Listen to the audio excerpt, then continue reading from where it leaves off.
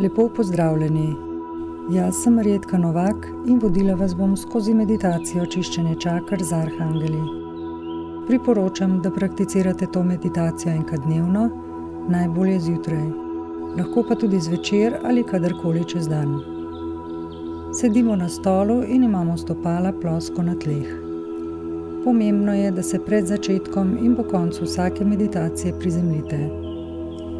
Če ne poznate, kje ležijo posamezne čakre, si prosim oglejte notranjo stran ovitka zgoščenke, kjer so na sliki označeni položaji posameznih čaker.